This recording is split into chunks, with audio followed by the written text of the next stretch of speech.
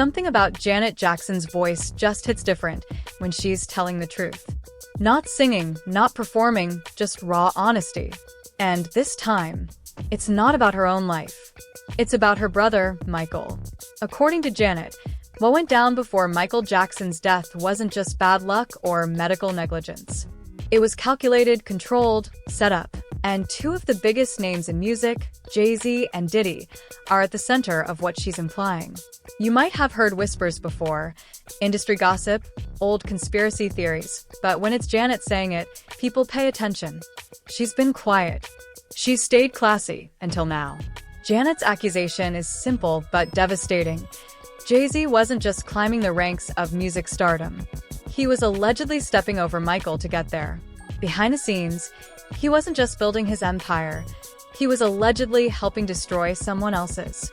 Michael Jackson, the king of pop, the man who literally owned half of the music industry. According to Janet, there was a coordinated effort to isolate, control, and eventually remove Michael. And that effort, she claims, included Jay-Z and Diddy working in the shadows while publicly wearing the face of brotherhood and black excellence. Let's be real. Michael wasn't just an artist. He wasn't just famous. He was a giant, sitting on the most powerful catalog in the music business, the Sony/ATV publishing empire. That meant he had ownership over the Beatles, Mariah Carey, Babyface, Beyoncé, even parts of Jay-Z's work. That's not just power. That's leverage. Dangerous leverage. Producer Rodney Darkchild Jerkins, someone who worked closely with Michael, once said, "The king of pop lived in fear, real paranoia, real fear." He felt like he was constantly being watched, constantly threatened, not because of scandals or fans, but because of what he owned. According to Darkchild, Michael knew people wanted that catalog. They wanted it so badly, they were willing to do anything to get it. Janet says that's exactly why her brother became a target. Now rewind to Michael's death in 2009. The official story says he died of a drug overdose, propofol administered by his personal doctor, Conrad Murray. But here's where it gets twisted. Before calling 911, Murray allegedly made another call. Not to another doctor, not to the police, but to a man named Fahim Muhammad. And who's that? He wasn't a nurse. He wasn't even medical. He was Diddy's bodyguard. Yeah, Diddy's guy was allegedly the first person contacted in a medical emergency involving Michael Jackson. That's not just suspicious. That's chilling. And it gets worse. That same bodyguard, Fahim, had only been working with Michael for about 10 months before his death. Before that, no real connection. Suddenly, he's in the inner circle. Janet believes that wasn't coincidence. It was insertion, a calculated move. Meanwhile, Michael's family was being pushed further and further out. Janet says she wasn't even allowed to see her brother in his final days. He was overworked, overmedicated, and surrounded by people who hadn't been part of his life until recently. People allegedly connected to the very industry forces he spent his career fighting against. Janet's story isn't just about grief. It's about betrayal. The way she tells it, Michael was boxed in, manipulated by a small circle of handlers, and denied contact with the people who actually loved him. When he died, only two people were present, Conrad Murray and Fahim Muhammad. No family, no friends, just a doctor with a shady history and a bodyguard with industry ties that raise red flags all over the place. And that's just scratching the surface. Fame.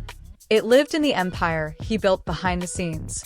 He wasn't just a pop star, he was a businessman who controlled more of the music industry than most executives.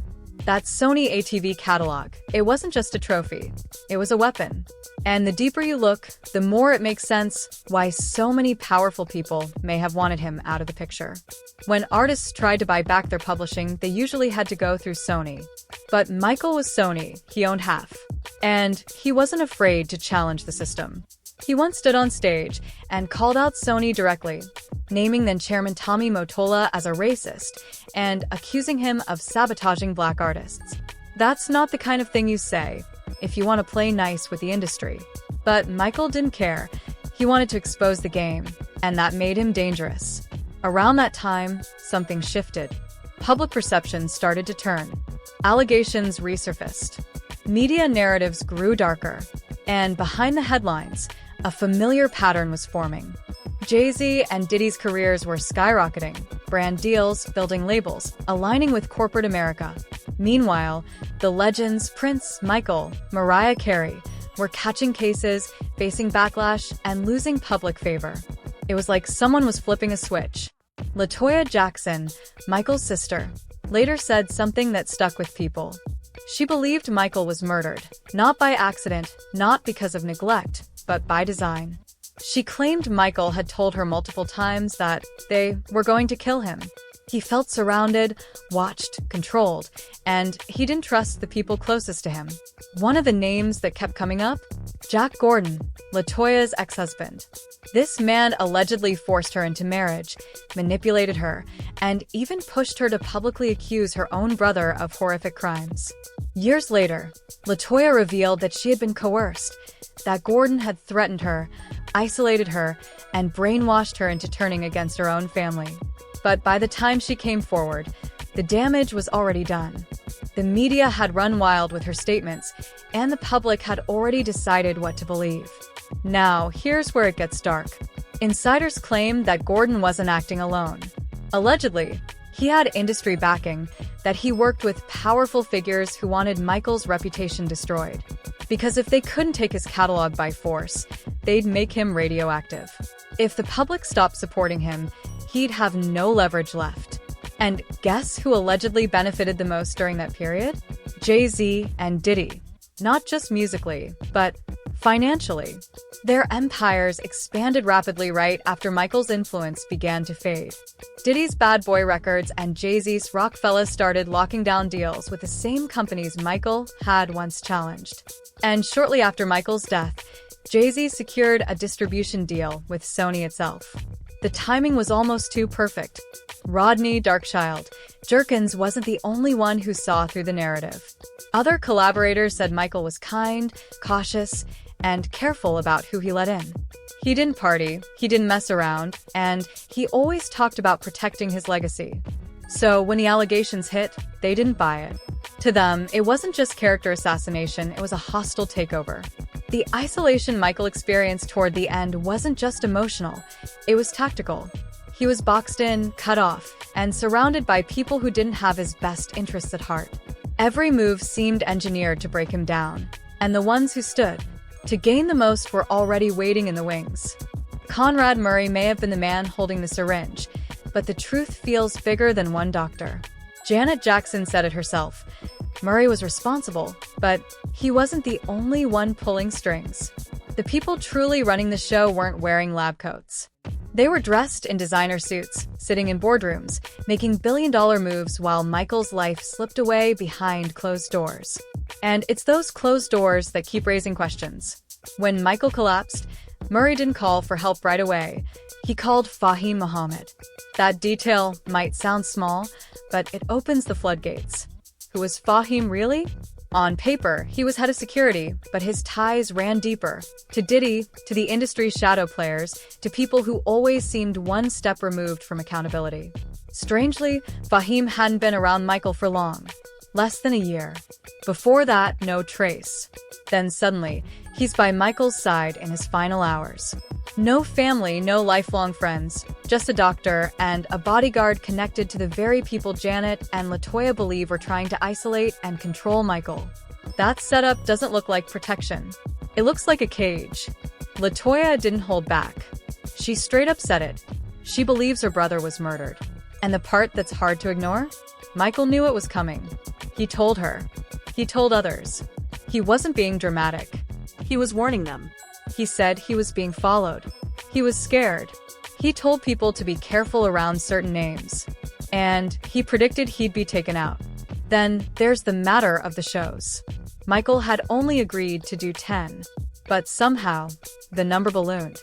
Contracts were signed, press tours were planned, and despite being visibly exhausted, he was being pushed like a product. LaToya said it wasn't just about the music, it was about controlling his finances, his image, his every move.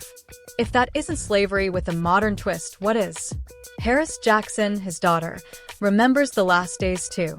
She said her father seemed cold, always shivering, always asking for warmth, that they were sitting in the dark, that the phones were cut off.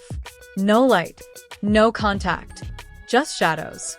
It sounds less like a family home and more like a prison. Janet mentioned something that stuck. She said the last time she saw Michael was around her birthday. After that, nothing.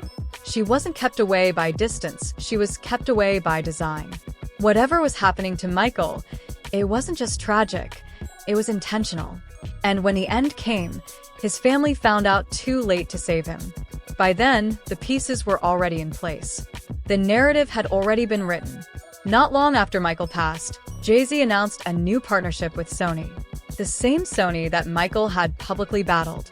The same Sony whose catalog he half-owned. Coincidence, maybe. But too many of those start stacking up, especially when you look at the timeline. Diddy, meanwhile, kept climbing. Accusations always seemed to bounce off him. Deals kept coming. Power kept growing. And his inner circle, the ones who allegedly handled the dirty work, stayed hidden in the background, protected by layers of silence. If you connect all the dots, it paints a chilling picture. A king surrounded by enemies dressed as allies, a legacy slowly dismantled piece by piece, and a family left in the dark while the world watched a legend fall. Janet, LaToya, and Paris are saying the quiet part out loud now, that Michael didn't just die, he was taken. And if that's true,